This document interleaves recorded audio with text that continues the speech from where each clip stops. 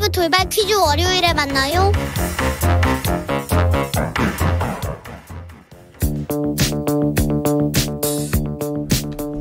대한민국 정치의 새로운 100년을 준비한다. 21세기형 국회 싱크탱크 정치연구소 영앤영. 정치권에 보내는 고급진 정치 컨설팅, 오늘도 뜨겁게 분석해 보겠습니다. 영앤영의 첫 번째 영입니다. 최영일 평론가, 어서 오세요. 안녕하세요. 또 다른 영입니다. 엄경영 시대정신연구소장, 어서 오십시오. 네, 안녕하세요. 네, 추석 연휴인데 감사합니다. 네. 자, 추석 밥상에 뭐가 올라왔으면 좋겠습니까? 추석 밥상에는 미담이 올라와야 되는데, 네. 예를 들면 뭐 지난 수도권 폭우, 그다음에 흰남노가 또 남부를 강타했잖아요. 네. 그래서 이럴 때 이제 시민의 힘이 돋보였다. 네. 그 역시 우리는 공동체구나. 그리고 또 이 안타깝게 이 사회적 약자들도 있지만, 네. 이번에 피해를 보신 분들, 또 희생자의 가족분들, 얼마나 고통스러운 또 추석이겠어요. 좀 이제 아픈 이웃을 돌아보는 이런 이야기가 올라왔으면 좋겠는데, 저는 먹을 것만 올라왔으면 좋겠어요. 네. 다른 얘기 안 하고. 네.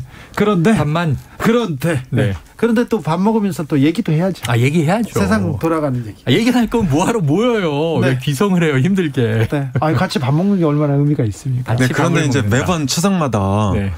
정치권이 나름대로 선물을 준비했었거든요. 그렇죠. 네. 추석 차례상에 어떤 이슈를 올릴 건지 다 고민합니다. 그렇습니다. 그러니까 여야가 경쟁적으로 그렇게 해서 그나마 추석에서는 뭐 대통령이 부부랑 영부인이랑 함께 나와서 한복 입고 인사도 하고, 또 뭐 야당에서는 뭐 특별하게 이슈를 개발해서 던지기도 하고, 또 여당에서는 새로운 약속도 하고 이렇게 했는데요. 올해는 정치권한테 받은 선물이 뭐 없는 것 같아요. 뭐가 있나요? 기억나는 거 있나요? 전혀 없는데. 네. 너무 없죠. 특검법 있지 않습니까? 특검법. 그거는 좋은 선물이 아니잖아요. 선물이라기보다는 이게 뭔가 좀 아픈데 찔른 뭐 그런 거죠. 네. 특검법, 기소가 있지 않습니까? 소환, 네. 기소. 네. 사실 어제 기소가 나왔죠. 오늘이 이제 공소시효 만료. 지난 선거들의 이 공소시효 만료가 오늘이에요. 그래서 어제 결국은 기소할 거란 예상은 뭐 많이들 예측했지만, 이재명 대표. 근데 이게 특이한 건 뭐냐면, 지난 대선부터 의혹이 계속 안개처럼, 연기처럼 피어올린 게 대장동, 백현동, 최근엔 뭐 위례신도시 지자체장으로 했던 일, 또 쌍방울이란 기업 이름도 나왔고, 또 성남FC, 여기에 또 이제 배우자 김혜경 씨의 뭐 법인카드 남용 의혹 시리즈가 많았는데, 이 중에 허위사실 유포 혐의로 기소가 됐다. 예를 들면 그럼 대장동에서 뭐 자금의 흐름상 뇌물 혐의를 포착한 거야? 이런 그동안 생각했던 혐의들은 아직은 전혀 없고, 그냥 거기에 대해서 얘기를 했는데, 그 얘기도 내용이요. 국토교통부, 중앙정부에서 협박받았다라는 말. 그것도 나는 이제 관련자 중에 김문기라는 인물을 성남시장 시절에는 몰랐다. 이런 말. 그러니까 이게 사실이냐, 사실로서의 허위사실 유포냐, 아니면 개인적인 뭐 주관적 의견을 표명한 것이냐. 이 경계선에 있는 걸 가지고 그냥 기소를 딱 때려버리니까 추석 전날, 연휴 전날, 그럼 밥상에서는 이거 민주당 뭐 대표가 죄가 있는 거야? 이런 얘기를 하게 되잖아요. 이거는 별로 기획된 것처럼 보이는데 좋은 선물이라고 볼 수는 없는 이슈다. 네, 그런데 이재명 대표 기소 관련해서는 우리가 근본적인 문제를 하나 짚어보고 넘어갈 필요가 있다고 생각합니다. 그러니까 제가 보기에는 이미 예고된 것인데, 이재명 대표와 검찰의 운명적 대결이 시작됐다. 저는 이렇게 생각을 해요. 왜냐하면 이 검찰 입장에서는 문재인 정부 5년을 겪어봤잖아요. 그러니까 처음 한 2년은 적폐청산 하는데 활용을 하고, 나머지 3년 동안 검찰의 힘을 빼기 위해서 동원할 수 있는 모든 것을 다 했어요. 뭐 조국 사태라든지 추미애 장관이라든지 또 임기 막판에 검수완박도 있었죠. 이런 일이 일어났기 때문에 만약에 5년 후에 이재명 대표가 대통령이 된다면 검찰로서는 황당한 상황에 직면한다. 그리고 이재명 대표도 검찰 개혁에 대한 강성 입장을 계속 견지하고 있었거든요. 네. 이런 면에서 검찰은 이재명 대표를 기소뿐만 아니고 끝까지 갈 거다. 그러니까 이런 게 이제 예고가 됐었고요. 그리고 이제 이재명 대표도 이런 상황을 충분히 예측했다. 그래서 다소 무리수가 따르는 삼중 방탄망을 구축했다. 그러니까 보궐선거에 출마해서 배치를 달았고, 또 당대표 선거에서 압도적으로 했죠. 게다가 당한 80수 사망을 수정을 해서 이게 기소가 되더라도 당직을 유지할 수 있는 길을 터놨단 말이죠. 그래서 제가 보기에 이번에 검찰과 이재명 대표의 대결은 충분히 예고돼 있었고 이미 시작됐다. 그래서 저는 이것이 이제 이것도 물론 중요하죠. 운명을 건 대결이니까. 그렇지만 더 중요한 것은 싸울 때 싸우더라도 누가 더 민생을 챙기면서 국민 지지를 얻을 거냐. 저는 거기에 이 검찰과 이재명 대표 대결의 승부가 달렸다 이렇게 생각을 합니다. 그런데 지금 운명적인 대결이 시작됐다 이렇게 말씀하시는 찰나 이건 이제 어떤 문제냐면 검찰의 적이 야당 대표는 아니잖아요. 네. 검찰의 적은 범죄잖아요. 네. 그 범죄를 이제 소탕하고 정의사회를 구현하고 이게 우리 영화에서 보는 정의로운 검사의 모습인데 지금 말씀하신 내용의 취지에 뭐가 깔려 있냐면 검찰을 개혁하려는 자를 우린 대통령으로 만들 수 없어. 검찰이란 조직의 생리가 지금 담겨 있단 말이에요. 검찰이 대통령을 만들고 또 대통령이 되려는 자를 죽이고 이런 정치 행위를 하는 조직이 맞습니까? 자, 그런데 우리가 여기서 검찰 개혁의 방향이 뭐냐 그걸 좀 바라봐야 되는데요. 자, 그 전에 이번에 기소된 내용을 간단하게 살펴보자고요. 그러니까 백현동에 대해서 용도 변경을 했어요. 그런데 이제 이재명 대표가 대선 후보가 된 뒤에요. 경기도 국감이 10월 말이었으니까 여기에 출석을 해서 그러니까 그 전에 출석 안 하고 경기도지사 그만둬라 이런 얘기도 많이 있었고 내부에서도 그렇게 됐단 말이에요. 그래서 제가 보기에는 이게 이재명 대표 입이 만든 위기다. 일종의 리스크인데 립스크다. 저는 그렇게 이제 규정을 하고 싶고요. 이때 이제 국토부가 협박을 했다는 거잖아요. 근데 이제 최근에 감사원 감사나 검찰 수사 결과 이 용도 변경은 성남시가 알아서 해라. 근데 이것을 너무 세게 얘기한 거예요. 근데 문제는 이 국회 위증법이 있어요. 그러니까 국회 이제 출석하는 증인들 상대로 위증감정법이 있는데 여기에 보면 위증죄가 형법보다 더 무거워요. 그러니까 1년 이상 또는 10년 이하 징역이에요. 형법은 1년 이하 또는 1,000만 원 이하이거든요. 그래서 국회에서 위증을 하게 되면 이 법원에서 세게 단죄를 한다. 그게 이제 문제가 되는 거거든요. 그래서 이걸 갖고 검찰이 기소를 한 건데 본인이 만든 리스크잖아요. 립스크. 이게 딴 사람이 만든 것도 아니에요. 더구나 경기도 국가 안 해도 되고 대선 후보가 됐는데 왜 스스로 그런 위기를 만드냐고요. 말로 응한 자 말로 쇠한다는 말이 있잖아요. 저는 그런 면에서 이재명 대표 스스로 초래한 위기다. 그렇게 생각을 합니다. 사실은 지난번에 이재명 지금 이 당대표가 됐고요. 대선 후보를 지내고 낙선한 과정은 우리가 다 알고. 근데 그 과정에서 한 번 이 김경수 전 경남지사 지금 이게 킹크랩 문제, 드루킹 사건으로 굉장히 심각한 정치적 위기를 겪고 있지 않습니까? 예. 또 안희정 전 지사는 개인적인 성비위 문제로 출소를 했고, 대선 가도에서 다 이제 떨어져 나갔죠, 어찌 보면. 근데 이재명 전 지사, 지금 대표는 한 번 살아 돌아온 사례가 있었잖아요. 네. 똑같은 사례예요. 말이었죠, 그때도. 네. 근데 그거랑은 조금 틀립니다. 왜냐하면 그때 상황은 그러니까 형 강제 입원, 정신병 강제 입원 입건인데 네네. 이건 이제 방송 토론회 가서 한 얘기예요. 그렇죠. 그래서 우리나라 대법원이 방송 토론회에서 한 말은 좀 더 관대합니다. 왜냐하면 자기도 모르게 발언할 수 있고 우리도 지금 방송 중이지만 예기치 않게 튀어나올 수도 있는 네네. 거잖아요. 그러니까 예를 들어서 이번 이제 법원이 기소한 두 번째 문제가 고 김문기 처장을 알았냐 몰랐냐 이건데 그러니까 물론 나중에 알았다는 게 밝혀지긴 했어요. 근데 그것도 방송 토론회 작년 12월 방송 토론회 때 나온 얘기인데 토론회 과정에서는 모를 수도 있어요. 전 그거와 이것은 사안이 다르다. 어떻게요? 그러니까 이건 토론회가 아니고 국감에서 한 얘기다. 그래서 국정감사에서는 굉장히 잣대가 무겁다. 그런 점을 이제 지적하고 싶습니다. 근데 제가 느낄 때는 이래요. 국감장에 우리가 행안부 산하에 과거에는 이게 내무부였죠. 그래서 이제 지자체가 옛날엔 관선이었다가 이제 민선 8기지 않습니까 지금? 그래서 이제 민선 지자체장이 나가는데 당시에 이 야당 지자체장일 수도 있고 여권의 지자체장일 수도 있고 5만 가지 질문인데 그때 지난해 국감은 사실은 전공법을 택해서 말씀하신 대로 지사를 그만두거나 위증죄에 대한 처벌은 엄격한데 증인으로 안 나가면 처벌이 매우 약해요. 그리고 재벌 총수들 막 불러도 안 가요. 일정상의 문제가 네. 있습니다. 아픕니다. 네. 안 가면은 과태료 처분 끝이거든요. 네. 그 보통은 증인으로 안 가고 민감할 때는 피해 가는데 그때 증인 나갈까? 나가서 대장동 문제 다 물어봐라. 그때 김은혜 이제 전 의원 등 뜬 거 아니에요.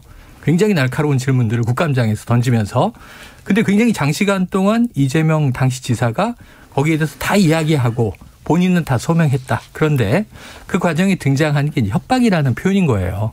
근데 이제 지자체장 입장에서는 중앙정부의 무리한 요구가 지금 전현희 권익위원장 보세요. 7주 동안 감사를 당했는데 이거 나 찍어내려는 감사인 것 같다. 이거 죄입니까? 자. 아니 정권이 바뀌어서 나를 나가라고 대놓고 여당 원내대표가 얘기하면서 감사원은 치고 들어와서 감사를 하고 지각 많이 하셨다는 제보가 있습니다. 그 감사를 탈탈탈 털고 있는데 나 이거 압박, 협박이라고 느낀다. 그럼 이걸 처벌해야 됩니까? 자, 도끼를 들고 오지 않았기 때문에 기소 이렇게 하는 수도 있죠. 네. 자, 전현희 국민권익위원장 건에 대해서는 제가 이런 말로 좀 대신하고 국감이 싶어요. 아니니까? 네, 자, 2017년에 문재인 정부가 출범했죠. 그때도 이제 5월에 대선이었죠. 그때는요. 대선 하기 전에 모든 정무적 관리가 다 그만뒀어요. 물론 이제 촛불 때문에 그렇긴 하겠지만. 자, 근데 이번에는 염치 없는 거죠. 그만두고 차기 정부한테 길을 터줘야죠. 그런 다음에 윤석열 정부가 잘하냐 못하냐 이렇게 단죄도 듣지 않거든요. 근데 자, 이재명 당대표로 돌아간다면 그때 당시에 여러 가지 논란이 많았죠. 근데 이게 이 경기도 국감에 나와갖고 이틀 동안 본인이 대장동, 백현동 모든 걸 다 해명을 했어요. 맞아요.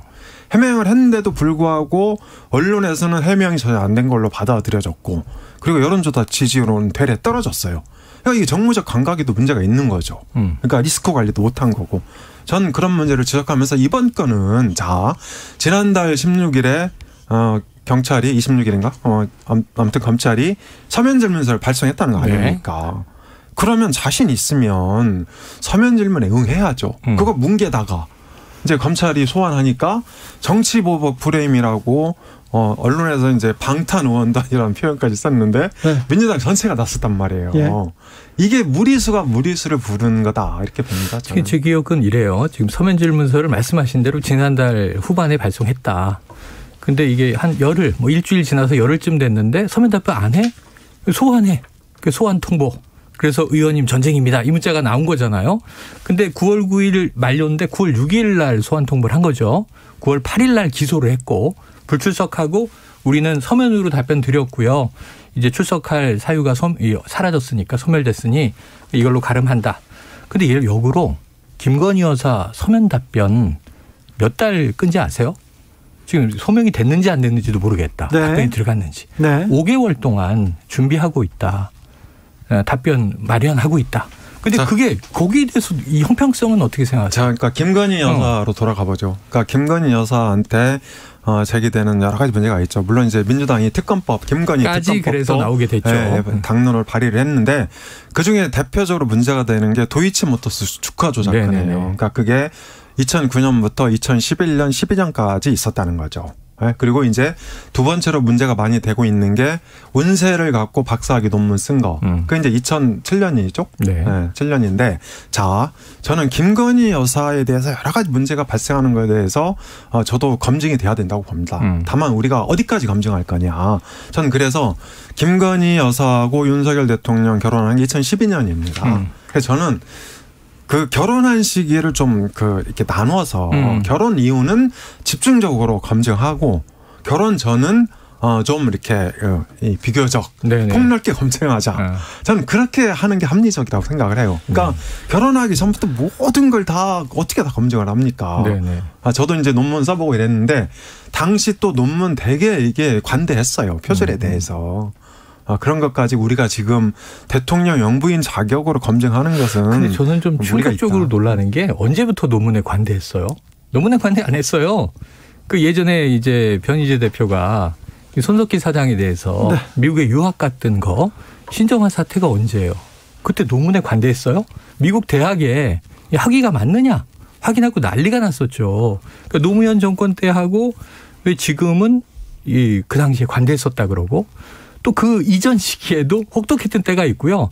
예를 들면 유명 영화배우, 제가 이름 말씀 안 드리겠습니다만 대학 강단에 섰는데 이 학위 논문 수상하다. 그래서 그때 딱 기자회견 어떻게 하는지 아세요? 학위 반납하고 제가 사과드립니다. 앞으로 저 박사 아닙니다. 석사 아닙니다. 이렇게 얘기하거든요. 이걸 왜 못해요? 그러니까 예를 들면 표절에 문제가 많아. 이게 이제 논문의 문제가 많아요. 지금 국민검증단에서는 국민대는 문제없다고 했지만 여러 학계에서 참여한 분들이 야, 이건 심각한 표절이다. 그럼 제 생각에는 부끄럽지만 이미 대국민 사과했잖아요. 대선 과정에서 좀 잘 보이려는 의도가 있었던 것 같다. 문제가 있었다.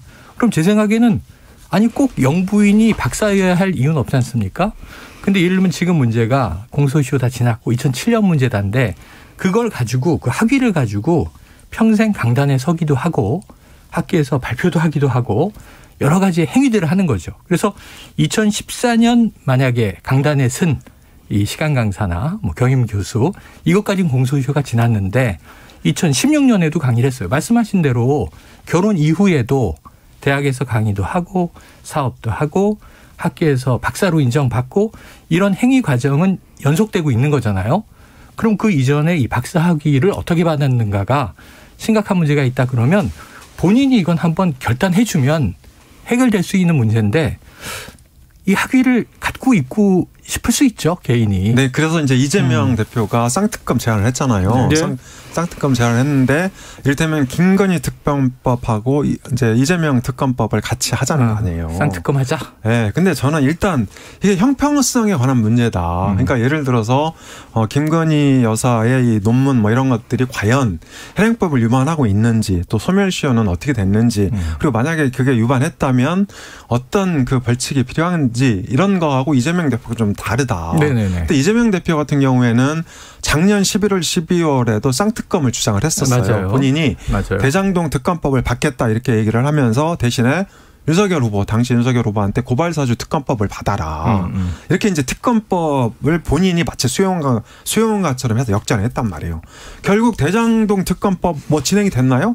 완전히 그러니까 무산됐고 이제 와서 그거 정치 보복이라고 또 주장하고 있는 거잖아요. 그리고 이번에 특검법은 윤석열 대통령이 타깃도 아니고 이제 김건희 여사를 타깃으로 해서 왜 김건희 여사를 갑자기 타깃으로 해서 이재명 김건희 특검법을 해야 되나요? 그거 한번 설명해 보시죠. 저 이해가 전혀 안 가는데. 그런데 김건희 여사 논문 문제나 김건희 여사 주가 조작 문제는 영부인 문제고 대통령과 가장 가까운 영향을 미치는 분이기 때문에 빨리 대통령실에서 해명은 하고 정리는 하고 넘어가야지 언제까지 여기에 이렇게 늪에 빠져 있을 건지. 아니, 이건 좀. 이 김건희 여사 문제가 아니고 예를 들면 생각해 보세요. 김건희 여사 개인 아주 개인적인 프라이버시라고 우리가 얘기하는 신상에 대한 문제. 예전에 예를 들면 뭐 줄리 의혹 이런 거는 저건 아닌 것 같은데. 저건 당시 민주당에도 대선에서 크게 도움 안 되는데 근데 그게 확 불붙었다 사그라졌고 네. 본인이 적극적으로 해명을 했어요. 그 과정에서 뭐 녹취도 나오고 이런 부수적인 문제가 있었지만 그게 대선에 큰 영향을 주지 못했어요. 국민들도 가늠을 하는데 지금 김건희 여사가 문제인 게 아니라 개인이 김건희 여사가 영부인인데 어떤 일에 관여하느냐 하면 자 관저공사를 합니다. 이상한 일이 벌어져요. 3시간 만에 수의 계약이 이루어지고 알고 보니까 협력업체였던 회사네. 사실은 이게 협찬의 이름이 올라와서 보니까 대통령실 해명은 협찬한 회사는 아니고 과거에 공사를 했던 회사인데 감사의 표시로 협찬으로 올려준 거다. 그러니까 이제 돈을 낸 회사는 아니지만 거래를 했던 회사다라는 얘기가 된 거예요. 근데 그런 기업들이 지금 대통령이 된 이후에 정부의 관급공사에 들어오는데 매우 수상한 과정들이 벌어져요. 네, 그래서 이제 민주당이 네, 이게 김건희 여사의 문제가 아니고 이건 정부 예산의 문제이기도 하고 윤석열 대통령의 문제이기도 한 거죠. 네, 그래서 민주당이 관제 의혹에 관한 국정조사 제안서를 지금 발의를 해놨어요. 네네네. 발의를 해놨고 이제 이 얘기하기 전에 다 특검법으로 잠시 돌아가자고요. 그러니까 특검법을 내긴 냈지만 이게 여당이 반대하면 사실상 추진이 불가능하잖아요. 네, 그리고 이 패스트 트랙, 그러니까 한 6개월 정도 걸리죠. 빨리 하면. 이렇게 패스트 트랙으로 지정을 해서 특검법 통과를 시키더라도 이게 대통령이 거부권을 행사하면 특검법 없죠. 자체가 이제 성립이 안 돼요. 네. 그래서 저는 이재명의 쌍특검 제안은 그러니까 정치 공세를 분명히 정치 공세 의도를 분명히 한 거다. 이제 이렇게 이제 보고 싶고요. 그리고 민주당이 국정조사 제안서를 내놨기 때문에 그걸 정기국회에서 통과시키면 되죠. 그러면 이 건에 대해서는 이 범죄 혐의 용의자를 불러서 청문회 세워갖고 망신을 줄 수 있죠. 하지만 이렇게 하는 것이 윤석열 대통령 내지는 영부인에 대한 어떤 그 합당한 조치냐. 그것이 대한민국을 위해서 꼭 그렇게 해야 되는 거냐. 이런 의문은 좀 남는 것 그래서 같아요. 제가 대통령실에 있는 참모라면 특검 날라오고 또 윤석열 대통령에 대한 고발도 2건이 있었어요. 이틀 사이에. 네. 그런 것도 날라오고 막 국정조사 하자 그러고 지금 이제 이 여당 쪽에서 이 엄 소장님 말씀하신 공세를 하고 있어요. 국민검증단 그거 야당 사람들 야당 관계자들로 가까운 학자들이던데요. 이 정치 세력입니다. 네. 이거는 논문 이 검증이라고 볼 수 없습니다. 정쟁입니다. 프레임입니다. 이렇게 얘기를 하는데 가장 쉬운 해결 방법은 뭐냐면 특검 안 되겠죠. 안 될 거라고 봐요. 국정조사 아주 쉽지 않죠. 그럼 지금 이 이야기한 나열한 의혹들에 대해서 대통령실 1 이거 2 이거 3 논문 표절 대통령실 문제 아니고 김건희 여사가 이렇게 하겠습니다. 어떤 방식으로 하겠습니다. 해명을 하면 아주 클리어하게 해결될 문제인데 국회 운영위에서 비서실장, 시민사회 수석, 여러 총무비서관 놓고 물어보는데 저는 모릅니다. 아무도 해결하려고 하지 않습니다. 그래서 이 문제 이걸 어떻게든 확인을 하는 과정에서 강수를 두는 건데 대통령실이 쉽게 해결할 수 있다니까요. 2095님께서 추석인데 민생 좀 살펴주세요. 사실을 알아야 하겠지만 김건희 여사 얘기 너무 많습니다. 그러니까요. 국민들 다 그렇게 생각해요. 맞아요. 여당 지지자든 야당 지지자든 김건희 여사 문제가 그렇게 중요하냐 이렇게 생각하는데 이 문제가 정치적 논쟁이 됩니다. 빨리 해결할 수 있도록 좀 대통령실에서 좀 정리하고 갔으면 좋겠습니다. 문제는 민생입니다. 이 9266님 정치 얘기는요. 추석에는 좀 그만하고 싶어요. 좀 즐겁고 훈훈한 얘기합시다. 대구보름 같은 오늘 100년 만에 가장 둥글고 환한 달이 떠오릅니다. 서울은요. 주진우 라이브 끝나면 뜨기로 했습니다. 7시 4분에 떠오르고요. 부산도 주진우 라이브 끝날 시간에 6시 53분에 떠오릅니다. 오늘 달이 가장 높게 휘영청 높게 뜨는 시간은 0시 47분입니다. 다 주진우 라이브 끝나고 달 오기로 했으니까 그런 줄 알고 계세요. 야, 달을 이렇게 딱 보면 오늘 달을 보면 정말 그 장신구의 보석처럼 빛나지 않겠어요? 그러면은 이제 장신구 세점은 또 2명 지인은 누구에게 어떻게 빌린 건지. 자, 김건희 여사 얘기는 그만하고요. 지금부터 이준석 대표 건도 핵심 쟁점인데. 아니 그럼 이준석과 정진석 비대위원장 이거 어떻게 될 것 같습니다. 이거 민생으로 갈까요? 네, 일단 이준석 대표 가처분 신청 또 했죠. 또 했는데 제가 보기에 법원이 이번까지 이준석 전 대표 가처분을 인용을 하면 사실상 이 국민의힘 여당을 이제 완전히 이 와해시키는 그러니까 멘붕 속으로 빠져들게 하는 그런 요인이기도 하고 그러면 법원이 이 야당 대표까지 정하냐 이런 이제 논란이 있을 가능성이 있어서요. 이번에는 제가 보기에 기각될 것 같아요. 예, 기각될 것 같고 이렇게 되면 이제 이준석 전 대표가 할 수 있는 카드는 본안 소송에 갈 수 있을 것 같고요. 그리고 이제 당내 남아서 아마 계속 투쟁할 거다. 그러니까 왜냐하면 2024년 총선 때는 결국 2030이 캐스팅 보트거든요.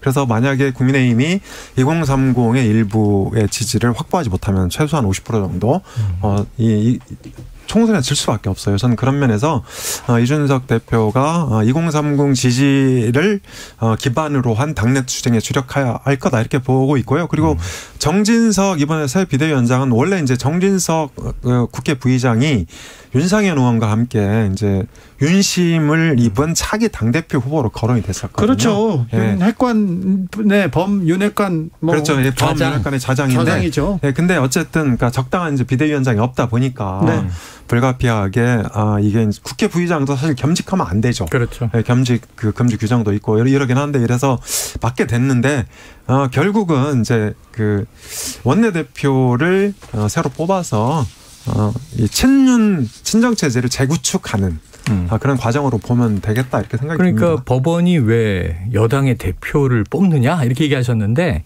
이 취지는 뭐냐면 법원은 당원과 국민 여론으로 선출한 당대표는 보호돼야 한다. 지금 이 취지예요. 그런데 당대표를 막 여러 가지 방식으로 당원 당규를 시간이 흐른 이후에 소급해서 야 그때 선출직 4명의 최고위원이 사퇴했잖아. 그럼 비상 상황이 맞잖아 라고 벌어진 일을 글자로 써서 당원 당규에 담은 다음에 그러니까 그때는 비상 상황이었지. 법원이 잘못 본 거 맞죠?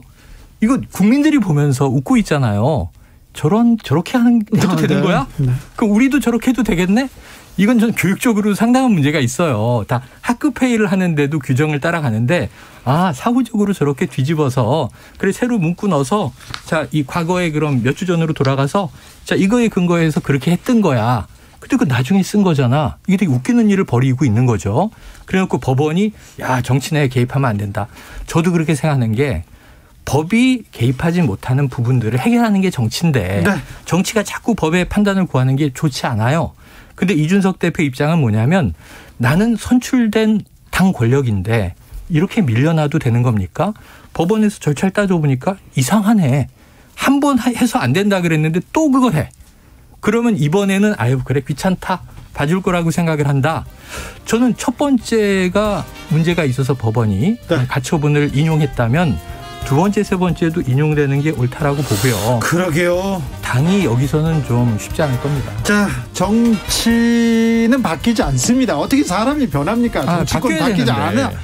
그러니까 생물인데. 우리 깨어있는 우리들이 정치권을 좀 바꿔보도록 하겠습니다. 추석 지나면 추석 지난다고 해서 성묘하고 난다고 해서 변하나요? 우리가 바꿔보자고요. 최영일, 엄경영 두 분 감사합니다. 고맙습니다.